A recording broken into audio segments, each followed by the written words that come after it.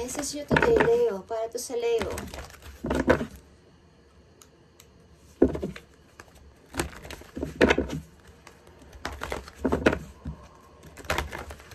Kukuha tayo dito ng isang message para sa inyong person.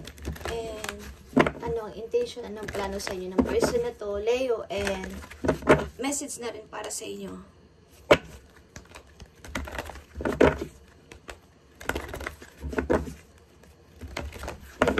Guys, message sa mga person na mga Leo, okay? Person na nasa isip nyo at person na mahal nyo, guys. Ito ang isang message na dapat nyo malaman about sa inyong person. Okay. Ang person nyo, Leo, okay, maaaring nagsisimula pa lang magtrabaho o nagpapasimula pa lang maghanap ng trabaho kailan sa inyo. Sa person ng mga Leo is, ang person na to is, maaaring nag-i-start sa kanyang bagong buhay. Okay, person ng mga Leo, message. 7 of Wands. Okay.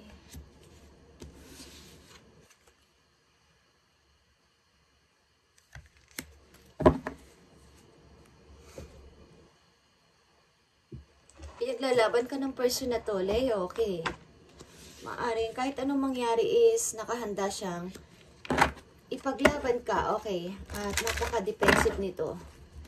Maaring may mga nagagalit sa kanyang tao, guys, sa inyong person.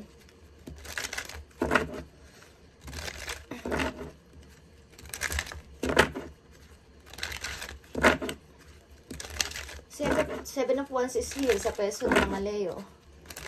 Maraming taong nagagalit sa kanya and pinoproteksyonan niya ang kanyang sarili about dito. Person ng mga Leo, bakit ganito? Bakit nandito ang 7 of Wands sa person ng mga Leo? Okay, ano ang message mo dito sa 7 of Wands?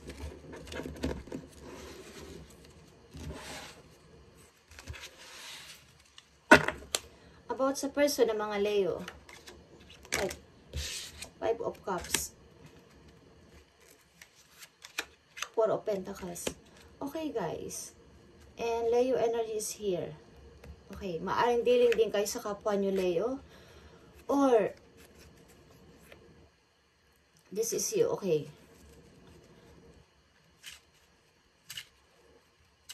Hindi ko alam kung iniwan kayo ng person na to at maraming nagagalit sa kanya. Okay, maraming nag-i-start siya ng bago niyang buhay, guys.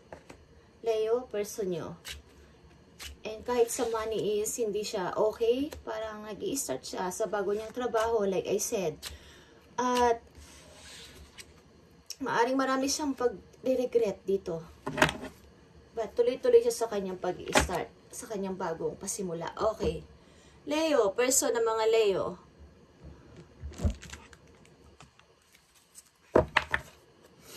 Maaring dealing kayo sa kapwa ng fire sign, guys.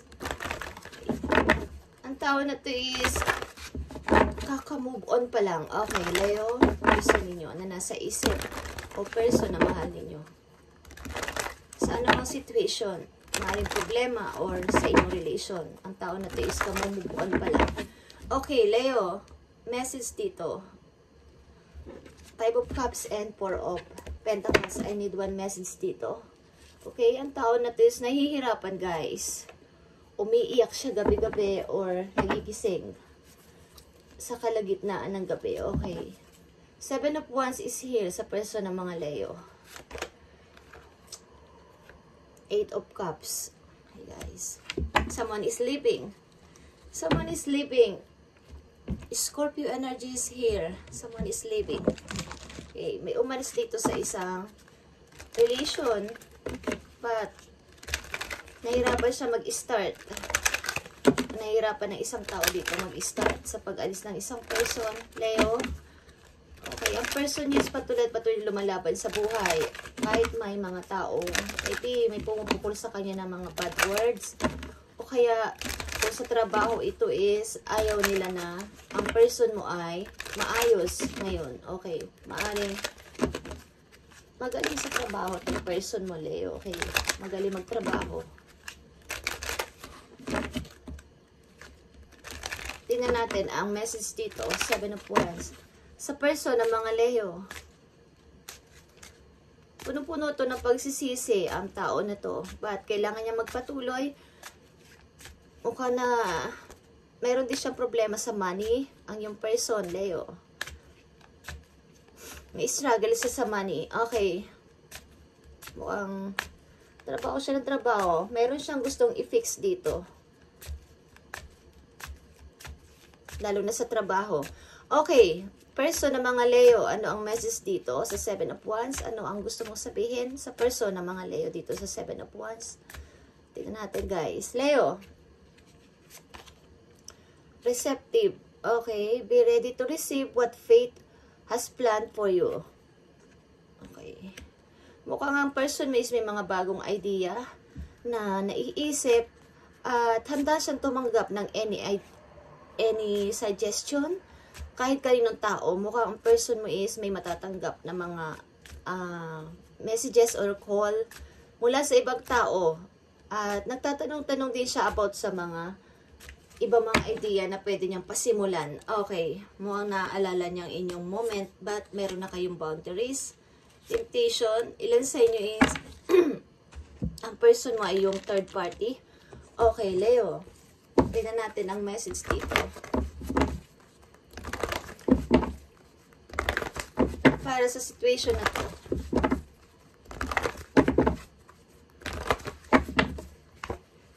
Leo, message.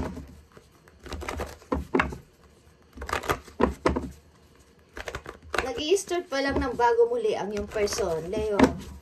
At puno-puno to ng pagsisisi. Message dito sa person ng mga Leo. Na nasa isip nyo guys at mahal na mahal nyo pa hanggang ngayon. Okay, the truth is here, okay? This is a new beginning then, guys. Handa na ang tao na to sa kanyang new beginning, sa kanyang buhay after ng mga decision na pagdesisyonan. Okay, temptation is here again. Ang ilan sa inyo, guys, is ang person na to is ay inyong ka-third party. Maybe, Leo. Tingnan natin. Dito din ang Scorpio, Capricorn, Sagittarius, and Simyong Leo. Okay. Tingnan natin ang message dito.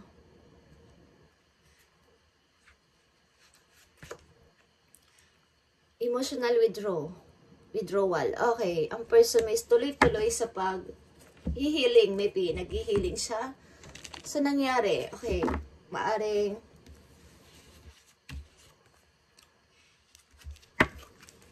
yung kanyang emotion is na-drain. Okay.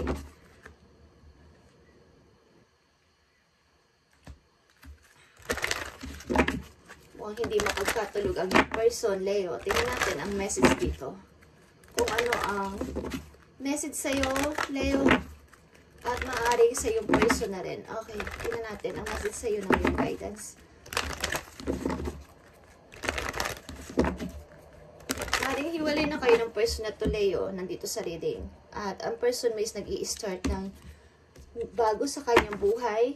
But nahihirapan siya, okay.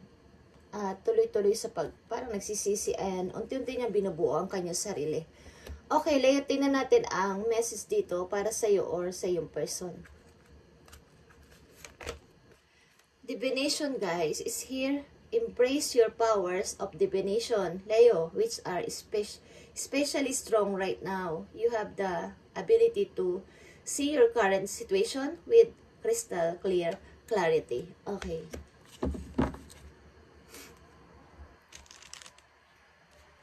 This time, Leo, maaring ilan sa inyo is accurate ang inyong mga nararamdaman. Okay, ang inyong mga kutob is parang kinukutuban kayo na ito mangyayari sa ngayon. Ito ang mangyayari bukas. Okay, maaring may kutob kayo na ganito ang nararamdaman nyo sa araw na to is yan ay totoo. Okay, nararamdaman nyo yung inyong situation sa ngayon na ganito, ganyan. Is meron kayong abilidad dito, guys. Okay.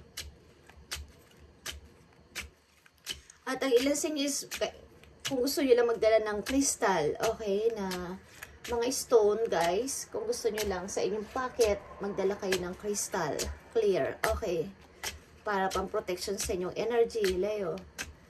Okay guys, tingnan natin ang dalawang message dito.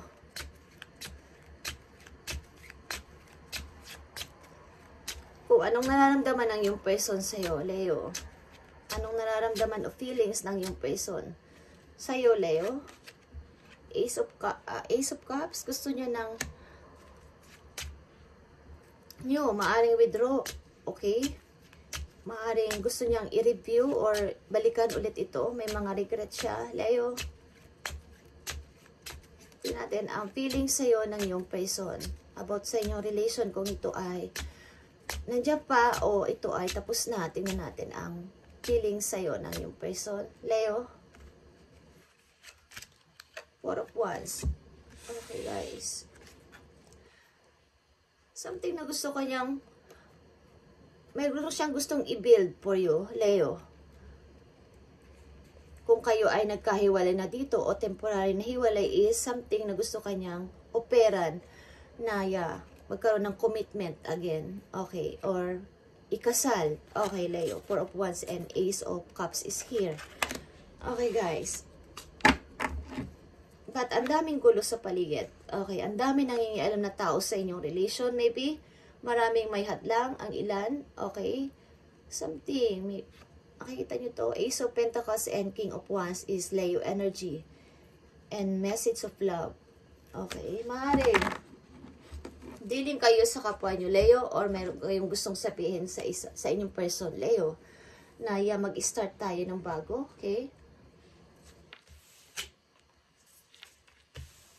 May nagpapagawa dito ng bahay, guys. Okay, may gusto magpagawa ng bahay. Leo.